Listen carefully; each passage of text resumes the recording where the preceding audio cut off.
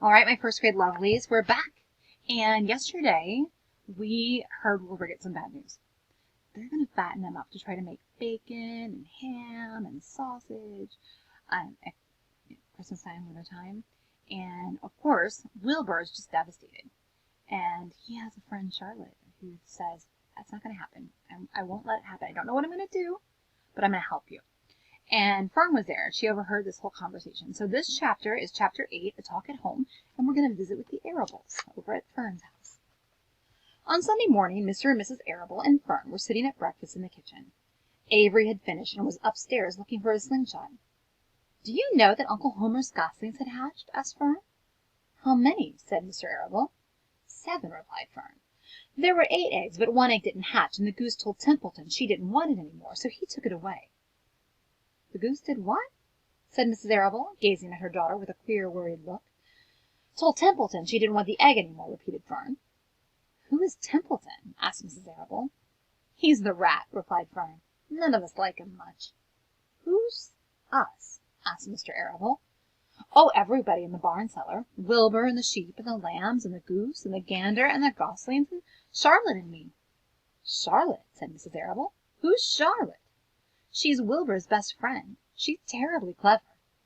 What does she look like? Asked Mrs. Arable. Well, said Fern thoughtfully, she has 8 legs. All spiders do, I guess. Charlotte is a spider? Asked Fern's mother. Fern nodded. A big gray one. She has a web across the top of Wilbur's doorway. She catches flies and sucks their blood. Wilbur adores her. Does he really? Said Mrs. Arable, rather vaguely. She was staring at Fern with a worried expression on her face. Oh, yes, Wilbur adores Charlotte, said Fern. Do you know what Charlotte said when the goslings hatched? I haven't the faintest idea, said Mr. Arable. Tell us. Well, when the first gosling stuck its little head out from under the goose, I was sitting on my stool in the corner, and Charlotte was on her web.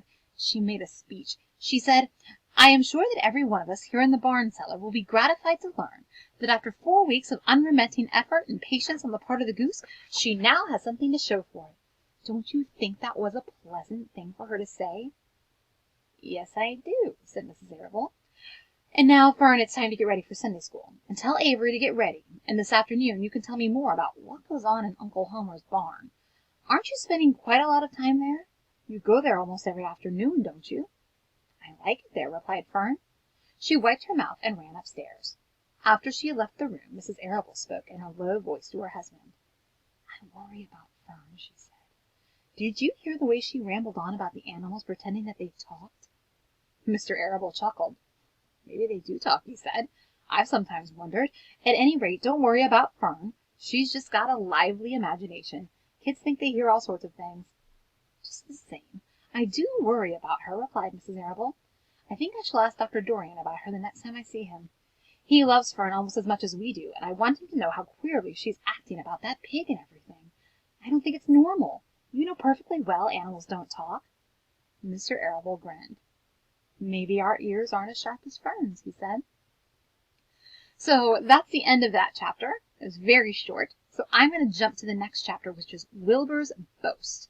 And in Wilbur's Boast, he is talking to Charlotte about what that they might do, how they're going to figure out ways to save him. And actually, guys, this chapter is really long, so I'm just going to read part of it, okay? Wilbur's Boast, chapter 9. A spider's web is stronger than it looks. Although it is made of thin, delicate strands, the web is not easily broken. However, a web gets torn every day by the insects that kick around in it, and a spider must rebuild it when it gets full of holes. Charlotte liked to do her weaving during the late afternoon, and Fern liked to sit nearby and watch. One afternoon she heard a most interesting conversation, and witnessed a strange event. You have awfully hairy legs, Charlotte, said Wilbur, as the spider busily worked at her task. Well, my legs are hairy for good reason, replied Charlotte. Furthermore, each leg of mine has 7 sections. The coxa, the trochanter, the femur, the patella, the tibia, the metatarsus, and the tarsus. Wilbur sat bolt upright. You're kidding, he said.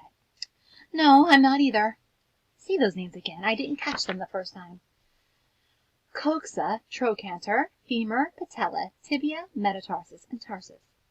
Goodness, said Wilbur, looking down at his own chubby legs. I don't think my legs have 7 sections. Well, said Charlotte, you and I lead different lives. You don't have to spin a web. That takes real leg work.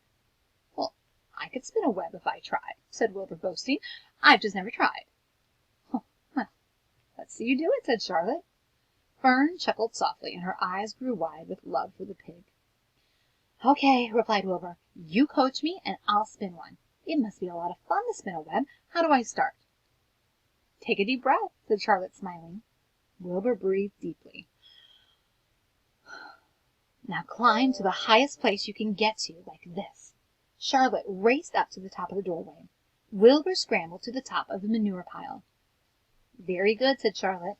Now make an attachment with your spinnerets. Hurl yourself into space and let out a drag line as you go down. Wilbur hesitated a moment, then jumped out into the air. He glanced hastily behind to see if a piece of rope was following him to check his fall, but nothing seemed to be happening in his rear. And the next thing he knew, he landed with a thump. Ugh! He grunted. Charlotte laughed so hard her web began to sway. What did I do wrong? Asked the pig when he recovered from his bump. Nothing, said Charlotte. It was a nice try. I think I'll try again, said Wilbur cheerfully. I believe what I need is a little piece of string to hold me. The pig walked out to his yard. You there, Templeton? He called. The rat poked his head out from under the trough. Got a little piece of string I could borrow? Asked Wilbur. I needed to spin a web. Yes, indeed, replied Templeton, who saved string. No trouble at all, anything to oblige. He crept down into his hole, pushed the goose egg out of the way, and returned with an old piece of dirty white string. Wilbur examined it. That's just the thing, he said. Tie one end to my tail, will you, Templeton? Wilbur crouched low, with his thin curly tail toward the rat. Templeton seized the string, passed it around the end of the pig's tail, and tied 2 half hitches. Charlotte watched in delight. Like Fern, she was truly fond of Wilbur, whose smelly pen and stale food attracted the flies that she needed, and she was proud to see that he was not a quitter, and was willing to try again to spin a web.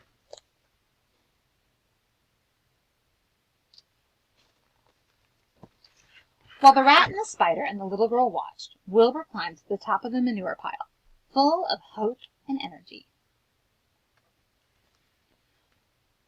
Everybody watch, he cried, and summoning all his strength, he threw himself into the air head first. The string trailed behind him, but as he had neglected to fasten the other end to anything, it didn't really do any good, and Wilbur landed with a thud, crushed and hurt. Tears came to his eyes. Templeton grinned. Charlotte just sat quietly. After a bit she spoke. You can't spin a web, Wilbur, and I advise you to put the idea out of your mind.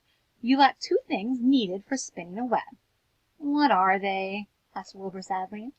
I'll show you the picture before I turn the page. Whoops. Wilbur trying to make his web. You lack a set of spinnerets, and you lack know-how. But cheer up, you don't need a web. Zuckerman supplies you with 3 big meals a day. Why should you worry about trapping food? Wilbur sighed. You're ever so much cleverer and brighter than I am, Charlotte. I guess I was just trying to show off. Serves me right. And we're going to stop right there. And we'll pick up in the middle of this chapter when we come back. All right, guys, have a great day.